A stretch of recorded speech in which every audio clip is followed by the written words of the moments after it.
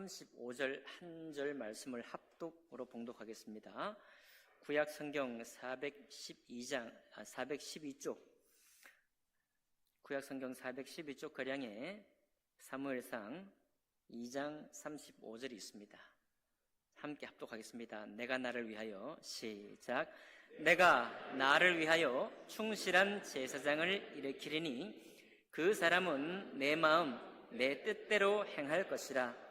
내가 그를 위하여 견고한 집을 세우리니 그가 나의 기름 부음을 받은 자 앞에서 영구히 행하리라. 아멘. 말씀과 예배를 위해 기도하겠습니다. 살아계신 하나님 아버지, 주님이 세상을 지으시고 또 다스리시고 또 경영하시는 모든 삶 가운데 우리를 복되게 하시고 또 복을 주시니 감사드립니다. 하나님의 오늘도 이 진리의 말씀 가운데 우리의 심령을 인도해 주시고 우리가 마땅히 가야 하고 마땅히 보아야 하고 마땅히 느낄 것을 느낄 수 있는 이 한 시간 될 수 있도록 축복해 주옵소서. 예배의 시종을 주님께 의탁하며 감사할 때 귀하신 우리 주 예수님 이름으로 기도하옵나이다. 아멘. 자리에 앉으시겠습니다. 오늘 읽은 말씀을 본문으로 해서 내가 신실한 신앙인을 세우리라 라는 제목으로 하나님의 말씀 나누겠습니다. 오랫동안 나라에 전쟁이 계속 벌어지고 있던 나라가 있죠. 예전에 백년 전쟁이라고 프랑스하고 영국, 잉글랜드 간의 전쟁이 있었습니다. 그 백년을 전쟁했으니까 얼마나 서로 괴롭고 힘든 시간입니까?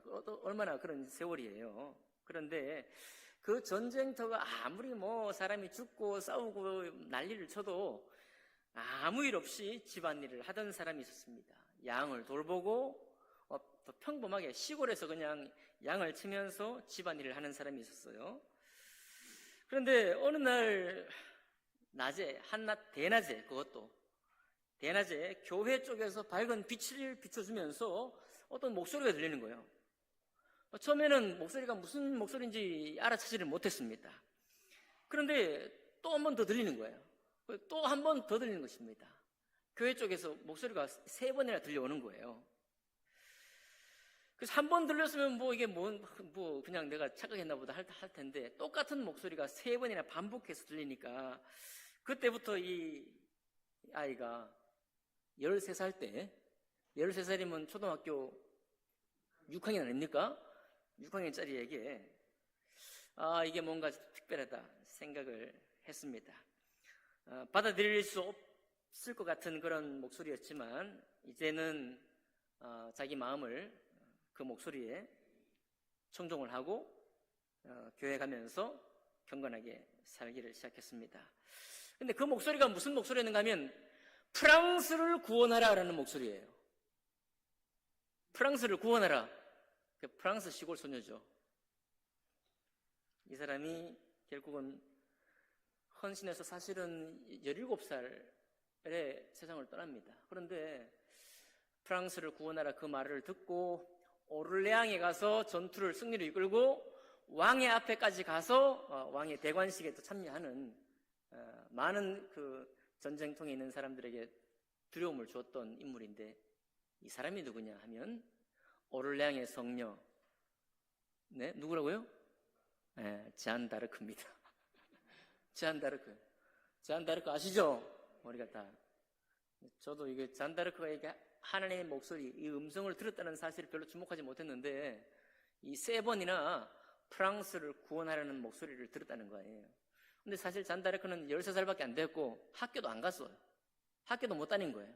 그러니까 아는 바도 별로 없는 것입니다. 준비된 인재가 아니죠.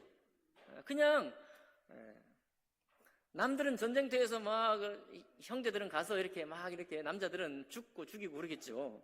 100년 전쟁 동안에 얼마나 치열했겠습니까? 그런데 이 아이는 집안일을 하고 전쟁이 있다는 얘기 풍문에만 듣고 아무 자기 삶에 영향을 미치지 않았던 거죠. 양도 돌보고 평범한 시골 소녀, 학교도 못 다닌 시골 소녀인데도 불구하고 하나님 그를 지목해서 불러서 프랑스를 구원하라. 이 말이 됩니까? 그냥 시골 동네에 부엌 일을 담당하고 목축을 하던 여인인데, 그것도 아이인데, 아이에게 프랑스를 구원하라 말이 되나요? 그러나 말이 되었죠. 그가 이걸 받았으니까, 받고서 그 부름을 따라서 자기 할 일을 다 소명을 마치고, 그리고 나중에는 이제 질투와 시기를 받아가지고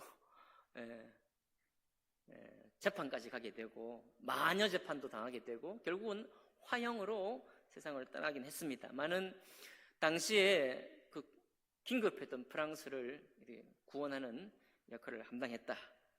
잔 다르크입니다. 여러분, 여기 여러분 이다르크, 임다르크, 박다르크, 김다르크 다 두시기 바랍니다. 프랑스를 구원할 일은 아니지만, 자, 세상에 있는 우리 이 세상을 다스리고 통치하는 가운데에도 그런 부름이 있습니다. 그는 여호와 하나님을 몰라도 그를 불러요. 그 부름은 꼭 잔다르크처럼 환청을 통해서가 아니라 그의 마음에 부담을 안겨주어서 나라를 위해서 살게 되죠. 꼭 나라만 위하겠습니까? 어떤 기업을 위해서도, 기업이 부도나기 직전에 있을 때 어떤 아이디어를 가지고 직분도 없는, 마땅히 상사도 아닌데 자기가 어떤 제안을 해서 급하니까, 그렇죠, 급하니까 제안을 받을 만한 직분을 안 가진 사람이어도 받을 수 있지 않겠습니까? 그래서 회사를 살릴 수 있는 사람이 있겠죠. 나라에 그런 일이, 기업에 그런 일이, 학교에 그런 일이, 교회 위에 그런 일이 많지 않겠습니까? 여러분, 하나님이 하시는 일이에요. 신이 하는 일입니다. 그렇기 때문에 이거는 우리가 일반적으로는 제도권 안에 준비된 인재 가운데 열심히 수고한 사람들 가운데에서 다 세워갑니다. 곳곳에 인재를 배출해내죠. 그러나 특수 상황 가운데서는 일반적인 제도권 안에 일반적인 성장의 과정과 예측 가능한 해결 방식을 가진 사람들로서는 해결이 안 되는 거예요. 그럴 때 사람이 준비하지 못한, 오직 하나님이 그 심령에 넣어준 그 사람을 불러서 그 어려움들을 해결해 가는 것입니다. 이게 신의 방법이에요. 하나님의 방법입니다. 여러분, 교회, 이스라엘의 역사가 오랫동안 진행이 되었고, 교회 역사도 이스라엘 역사 이상으로 오래되었습니다. 이제 2000년이 지났으니까요. 이스라엘 다윗 때만 해도 기원전 1000년이고, 아브라함 때만 해도 기원전 2000년이니까, 그죠? 이스라엘 역사가 아브라함 때부터 했다. 2000년 지난 거예요. 교회 역사도 2000년이 지난 것입니다. 2026년째까지 가고 있는 거예요, 지금. 이렇게 가면서 이스라엘에도 많은 어려움들이 있었고, 어려움이 있을 때마다 하나님께서 사람을 세우셨습니다. 교회 2026년에 오는 지금까지도 교회가 수많은 풍파, 수많은 부흥이 있던 가운데 하나님께서 인물들을 세우시고 뽑아 발탁하셔서 여기까지 오게 된 거예요. 여러분, 그러니까 우리 지금 2026년을 맞이하고 있는 여러분과 저의 삶 가운데, 이 신앙생활 가운데 우리가 처한 이 상황 가운데서도 주님은 한 신실한 사람을 세우기를 준비하고 있다, 그런 말씀인 것입니다. 이 오늘 사무엘상 2장의 말씀은 어떤 내용인가요? 제사장 엘리 가문입니다. 엘리 가문의, 이 엘리 제사장 가문은 솔로몬 때까지, 그러니까 한 300년 이상 동안 제사장을 배출해낸 가문이에요. 엘리 가문에서부터 이스라엘의 제사장이 나온 것입니다. 솔로몬 왕 때 사독, 여러분 사두개인이라는 말이 있죠. 사두개인, 사독이라는 제사장이 세워지면서부터 새롭게 됐는데, 그때까지는 엘리 가문의 제사장이 진행이 된 거예요. 그런데 엘리의 두 아들 홈니와 비느하스가 그만 세습 제사장을 했지만은 엘리보다도 하나님 앞에 신실하지 못해서 제사의 예물을 좋은 것만 부위만 뽑아먹고, 그리고 하나님께 드릴 예물을 자기의 육신의 안위를 위해서, 자기 현실을 위해서 다 사용했던 두 아들이 있었습니다. 자, 자, 바로 그 이야기가 오늘 여러분과 제가 읽은 34절에 나와 있죠. 그런데 그렇게 되었고, 이 엘리가 죽은 이후에도 거의 300년 동안이나 엘리의 가문으로부터 제사장이 배출됐다고 말씀을 드렸습니다. 그러나 엘리 시대에도 주님께서 무엇을 약속하시고 새로운 사람을 세우셨는가 하면, 내가 나를 위하여 충실한 제사장을 일으키겠다라고 선언하신 거예요. 하나님의 뜻이죠. 그 하나님의 뜻으로 새로운 엘리 가문에서 배출되지 아니하는 제사장 누가 선출이 됩니까? 누가 지목이 돼요? 사무엘아, 사무엘아라고 주님께서 부르셨습니다. 사무엘은 또 누구였어요? 사무엘은 자손이 귀한 집안에서 하나님의 은혜로 태어난 아이입니다. 그는 제사장 가문이 아니었죠. 그러니까 제사장의 법도도 모르고 아무것도 알지 못하는 사람이었습니다. 근데 하나님의 계획이 어떻게 했어요? 그가 갓 2살이 되어서 어머니의 품에서 젖을 떼자마자 엘리 제사장과 함께 지내게 됐습니다. 거기서부터 제사장의 예법을 배우고 하나님을 섬기는 법을 다 배운 거죠. 주님께서 그를 부를 때 사무엘아, 사무엘아 부르셨습니다. 한참 섬기고 있을 때 어린 사무엘에게 사무엘의 이름을 불렀어요. 그리고 하나님의 제사장으로 세운 것입니다.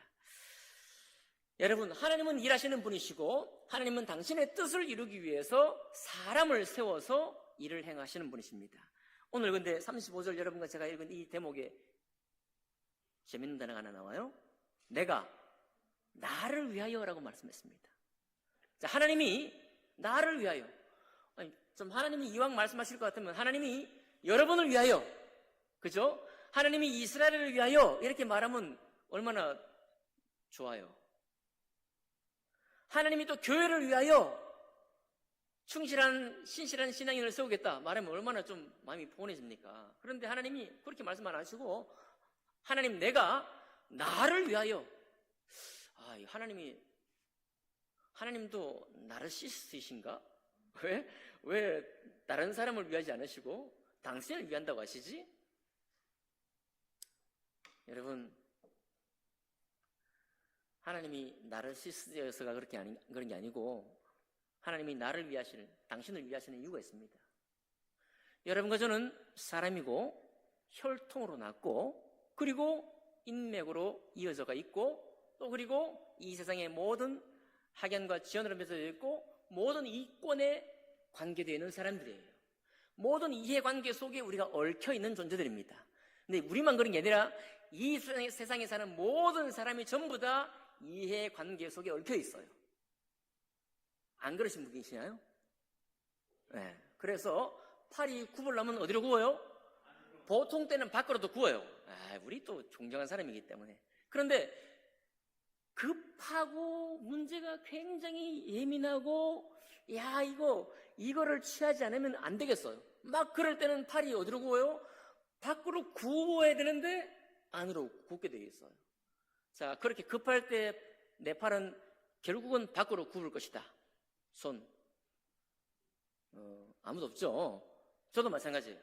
내가 정말 급하고 막 이것이 이해관계가 첨예할 때, 그럴 때 내 속에 있는 팔도 안쪽으로 굽게 되어 있습니다. 그러니까 여러분, 우리가 교회 다닌다고 예배 드린다고 해서 우리가 나는 공정하다, 보통 때는 공정하더라도 여러분 너무 나는 공정할 것이다 말씀하시면 안 돼요. 언제? 꼭 그럴 때, 아주 결정적인 순간에는 이렇게 되어 있습니다. 그래서 바로 그것 때문에 하나님이 나를 위해서 세운다는 거예요. 그거는 하나님이 당신이 다른 신을 위해서 이런 것도 아니고, 그 말을 번역하면 모든 사람을 위하여 내가 세운다는 말이에요. 좀 더 나아가면은 나는 이스라엘을 위해서만 이 신실한 제사장을 세우는 것도 아니다, 그 말입니다. 여러분, 하나님께서 이스라엘이 계속해서 부패했을 때 당신의 택한 민족을 어떻게 하셨어요? 징계하셨습니다. 벌하셨어요. 누구를 위하여요? 하나님을 위하여. 그리고 그것이 인류를 위하는 방법이에요. 여러분, 하나님의 말씀을 모르는 이방인 백성들이 자기 양심에 따라서 선을 행했습니다. 하나님이 칭찬하실까요? 징계하실까요? 하나님이 칭찬하셨습니다. 왜 그래요? 이스라엘을 택하시고 이방인들은 택하지 않았는데도 불구하고 하십니다. 하나님께서 선하시고 공정하시기 때문에 선함과 공정을 이루는 편이면 우리 주님께서 칭찬하시는 거예요. 그러니 하나님은 진리의 하나님이십니다. 진리를 위해 살고 진리 안에 있는 자이면 누구든지 주님께서 칭찬하시고, 또 진리 밖에 있는 사람이면 심지어 하나님이 선택받았다고 할지라도 주님께서 꾸짖게 마련인 것입니다. 바로 그 일을 정리할 때 나는 일을 한다, 나를 위하여 일한다, 그 말이에요. 엘리 제사장 가문이 두 아들이 지금 자기 쪽으로 기울여 버렸잖아요. 제사장으로 섬기는 것은 뭇 사람들을 위해, 이스라엘 백성들을 위해 제사의 직분을 감당해야 되는데 나를 위해 방향을 틀어버렸습니다.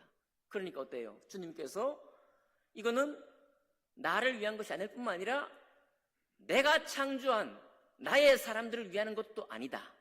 그러므로 어떻게 해요? 내가 다시 나를 위하여, 바로 그것 때문에 너희를 위하여 충실한 제사장을 세운다. 사무엘아 사무엘아 부르는 것입니다. 근데 그 충실한 제사장의 삶이 모습이 뭡니까? 그 사람은 내 마음 내 뜻대로 행할 것이라. 그렇죠? 그러니까 여기 왜 하나님이 나를 위해 세운다는 말인지 이해가 되잖아요. 예. 하나님만 위할 줄 아는 사람이, 하나님의 진리 안에서만 자기 마음을 복종하고 그것을 사랑하는 사람만이 하나님이 세우신 말씀을 따라 뭇 백성을 위하여, 뭇 사람들을 위하여 공정하고도 진리를 위해서, 선을 위해서 일을 할 수 있다. 바로 그 사실 때문입니다. 근데 그렇게 해놓고서 주님께서 축복하시는 거예요. 내가 그를 위하여 견고한 집을 세울 것이다. 이렇게 나를 향해서 서 있는 사람을 위해서 내가 그 집을 견고하게 세울 것이다. 이렇게 말합니다. 그리고 내가 나의 기름 부음을 받은 자 앞에서 영구히 행하리라. 자, 내가 너를 위해 견고한 집을 세울 뿐만 아니라 네가 나를 위하니 내가 너를 위해서 어떻게 한다는 거예요? 영원히 너를 위해서 행할 것이다. 이게 하나님의 뜻입니다. 이것이 사람을 세우고 신실한 삶을 세우는 이유고, 이것이 주님의 종을 세우는 이유고, 이것이 그리스도인을 세우는 목적이자 이유예요. 특별히 아브라함을 부르실 때도 아브라함을 창세기 12장, 창세기 15장, 창세기 17장에 복을 주겠다고 약속했습니다. 땅을 주고 민족을 주겠고, 너를 복주는 사람을 내가 복주고 너를 저주하는 사람 내가 저주하겠다. 엄청나게 개인적인 축복, 민족적인 축복까지 주셨어요.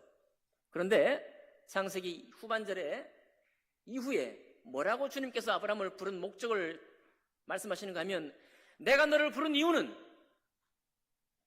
너 복받으라 아니라 정의와 공정을 위해서 너를 불렀다라고 말하는 거예요. 뭘 위해서요? 의로울 것과, 의롭게 행할 것과 공정함을 위해 내가 너를 불렀다고 말해요. 그러니까 여러분, 이스라엘 백성이 원래 주님의 택함 받아 세워져서 해야 될 일이 뭐냐면 하나님의 선을 위해서, 정의를 위해서, 의로움을 위해서, 그리고 공정함을 위해서 살았어야 하는 것입니다. 근데 그것대로 안 해서 이스라엘이 매를 엄청 맞은 거예요. 오늘날 교회는 어떻습니까?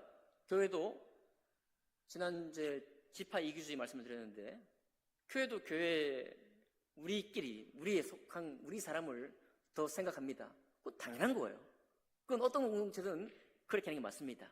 그런데 우리를 위하는 것을 넘어서서 다른 사람이 힘겨워하거나 피해를 본다든지 불공평하다든지 이런 식으로까지 나아가버리면 교회는 어려워지는 것입니다. 그때부터는 주님께서 교회를 향해 세일을 하시기를 시작하시겠죠. 어떤 세일이요? 내가 나를 위하여 신실한 신앙인을 다시 세우리니 사무엘아 사무엘이라 부르는 것입니다. 여러분, 주님이 여러분과 저를 부르시기를 원합니다. 근데 예수님께서 누가복음 16장에요 재미있는 말씀을 하셨습니다. 주님께서 뭐라고 하시는가 하면, 이 세대에서 세상 사람이 진리의 자녀들보다 훨씬 더 지혜롭다 이렇게 말하는데, 그 얘기가 뭐냐니까 불의한 정직이에요. 불의한 정직이 주인의 것을 이렇게 잘 해야 되는데, 관리를 잘 해야 되는데 잘 관리를 못 해가지고 주인에게서 해고당하게 생겼습니다. 해고당하게 생겼어요. 그랬더니 이 불의한 정직이가 뭐라고 하는가 하니까, 이거 내일 모레면 내가 해고될 것 같다.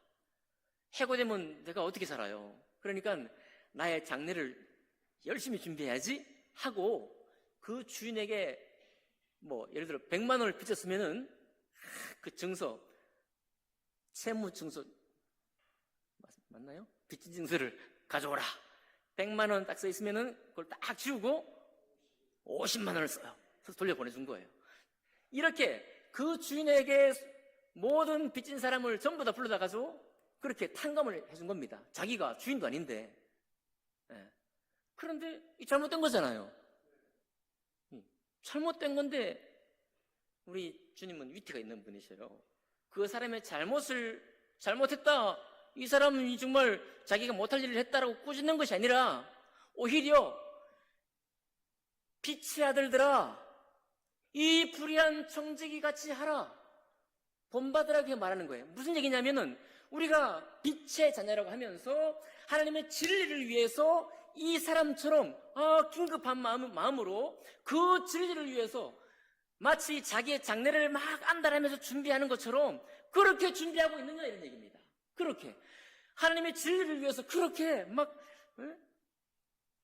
자기 권한도 아니지만 100만 원 것을 50만 원 주고 막 돌려주면서, 그러니까 나중에 주인이 해고해도 이 사람 장례가 있겠어요, 없겠어요? 누구로부터요? 그렇게 빚진 사람들로부터, 이 사람에게 은혜를 받았으니까, 은혜를 받았으니 내 장례가 있겠다는 거예요. 그러니까 그 이야기를 가지고 주님께서 우리에게 뭘 말씀하시는가 하면, 우리도 장례를 아는 사람이잖아요.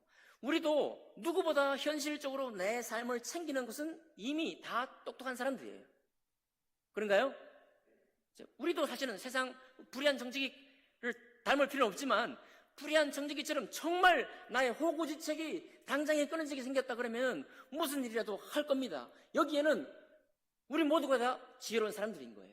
근데 주님께서 안타까워하시는 건 뭐냐면, 하나님의 진리의 말씀, 예수 그리스도와 그분이 세우신 교회와 주님의 저 천국을 위해서도 그렇게 하고 있느냐라고 하는 거예요. 그래서 빛의 자녀들아, 이 세대의 관해서는, 이 세대의 삶에 관해서는 오히려 이 세상 사람들이 하는 것을 배우라.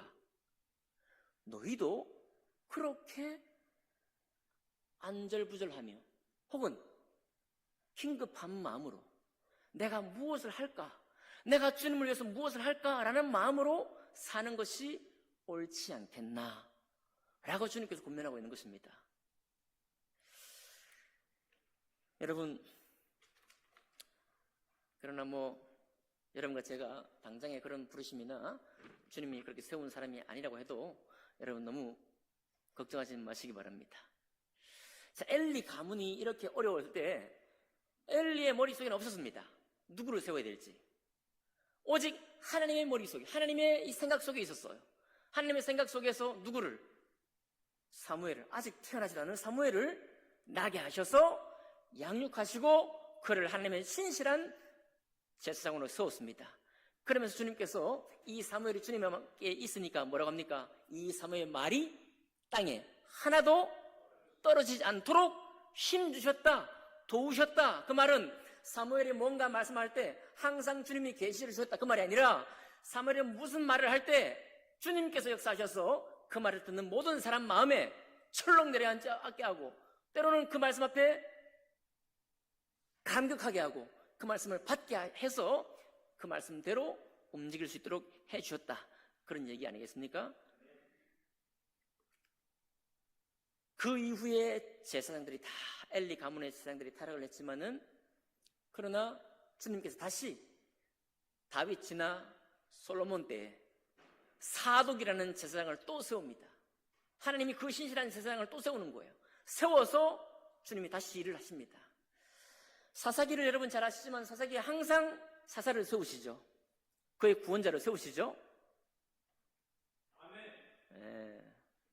오늘 여러분 우리가 주목하는 바가 뭐냐면 항상 세우지만 항상 넘어졌다는 사실에 여러분과 제가 너무 오랫동안 주목을 해요. 오늘 거꾸로 주목을 하지, 방점을 거꾸로 찍어야 되는데 항상 무너지지만 하나님의 뜻 가운데 항상 내가 나를 위하여 신실한 제사장을 세우리라. 그는 나의 뜻, 나의 마음이 있는 대로 행할 것이다 라고 하는 이 말씀을 항상 하셨다는 사실에 방점을 찍으시기 바랍니다.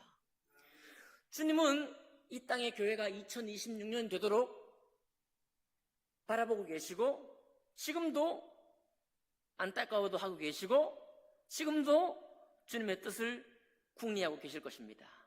여전히 여러분과 제가 어떤 마음에 어떤 경험 어떤 소문을 듣는다고 할지라도 하나님은 세우십니다.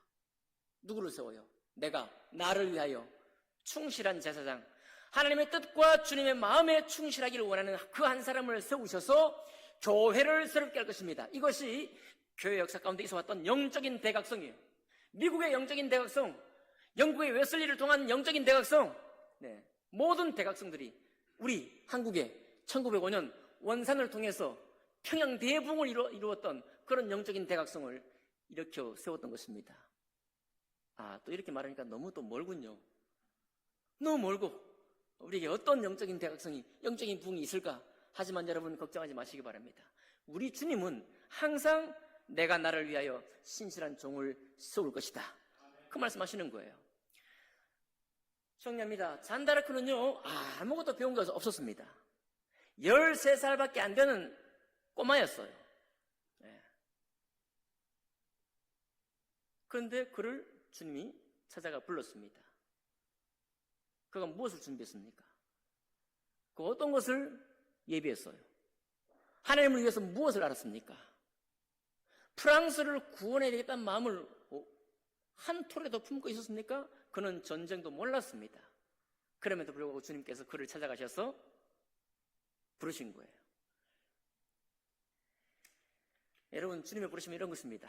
언제 그랬냐는 듯이 주님 부르시는 거예요. 언제 그랬냐는 듯이 엘리 가문이 그렇게 엇길로 갈 때 한나를 찾아가서 한나의 슬픔이 언제 그랬냐는 듯이 한나를 불러서 사무엘을 지명하는 것입니다. 여러분 솔로몬 때 수많은 제사장들이, 다윗 때에도 마찬가지죠. 압살롬을 따르는 사람들, 다윗을 따르는 사람 많이 나눠져 있지만 언제 그랬냐는 듯이 주님이 한 사람을 세워, 사독을 세워서 제사장 가문을 이어가도록 하는 것입니다. 참된 제사장 가문을 세우는 거예요. 수많은 선지자를 보냈다고 주님 말씀했습니다. 언제 그랬냐는 듯이 여러분 이스라엘은 패역한 역사예요. 이스라엘은 단 한 번도 여호와를 정말 하나님 중심으로 섬긴 적이 한 번도 아니지만 정말 많지 않습니다. 하늘의 여신을 섬기고요, 1월 성신을 섬기고 바알을 섬기고 가나안 신을 처음부터 섬겼습니다. 항상 혼합을 시켰어요. 그런 게 이스라엘 백성들입니다. 오늘날 여러분 점도 보고요, 또 뭐합니까? 우리 타로도 보고 방송에도 나오고 어디 라페스타 가면 타로 좀 많이 있고 요즘 보니까 AI로도 점 본다고 하니까 여러분 아무에게도 발견되지 않고 나 혼자 점 칠 수 있어요. 멋지게 할 수 있습니다. 현실 삶이 어려울수록 이런 삶이 교회 안에 들어옵니다. 하나님이 보고 계시는 거예요, 여러분. 우리를 책망하기 위해 준비하는 것이 아니고 그렇게 하나님의 마음과 뜻을 향해 있지 못한 사람들을 위해서 하나님의 마음과 뜻을 향해 있는 한 사람을 예비하시기 위해서 우리를 보고 계시는 거예요. 그를 세워서 하나님의 교회가 새롭게 되게 하실 것입니다. 그러니까 여러분과 저는 무엇을 소망하시겠습니까? 하나님, 나 역시도 나의 현실이 있습니다. 나도 실력을 키울 것이고 나도 이 세상에 나의 미래를 위해서 보장받을 만한 뭔가를 준비할 것입니다. 열심을 낼 것이고 할 거예요. 우리는 모두 다 그렇게 할 것입니다.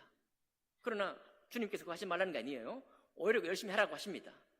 그러는 가운데서 우리의 마음에 한켠이 어떤 마음을 품고 살아야 되겠습니까? 주님, 나도 주님의 마음과 뜻을 향하여 오로지 그것을 향해서 내가 살아갈 수 있도록 내 마음을 준비시켜 주시고 동행해 주시기를 원합니다. 그리고 나의 집을 견고히 세워 주십시오. 기도하겠습니다.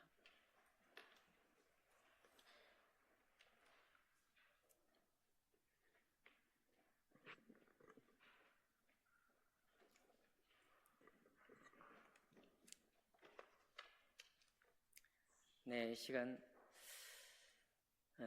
우리 주님 앞에 소망 가지고 고백할 수 있기를 원합니다. 맞습니다. 주님은 이미 말씀에도 나와 있지만 징계가 주님의 뜻이 아닙니다. 주님은 심판 자체를 목적으로 하시는 분이 아니십니다. 주님은 혼내시려고 준비하는 분이 아니에요. 주님께서는 우리를 새롭게 하시기를 준비하시는 분이십니다. 그리고 그 새롭게 하시는 우리를 위해서 여기 있는 여러분과 저를 한 사람 한 사람 다시 새 마음 주시고 새 뜻 주시고 성령의 감동 주셔서 오 하나님, 내 흔들리는 마음을 단단히 붙잡아 주셔서 내가 주님의 뜻과 마음을 위해 살 수 있도록 도와주십시오. 그렇게 살 수 있도록 인도하시는 분이십니다. 우리 잠깐 그렇게 고백하지 않겠습니까? 오 주님, 내가 바로 그 사무엘 되기를 소망합니다 라고 잠깐 기도하겠습니다. 하나님 아버지 감사합니다. 축복해 주십시오. 주님의 영광을 선포해 주시길 원합니다. 하나님 도와주시기 원합니다. 주님 복되게 해주시기 원합니다.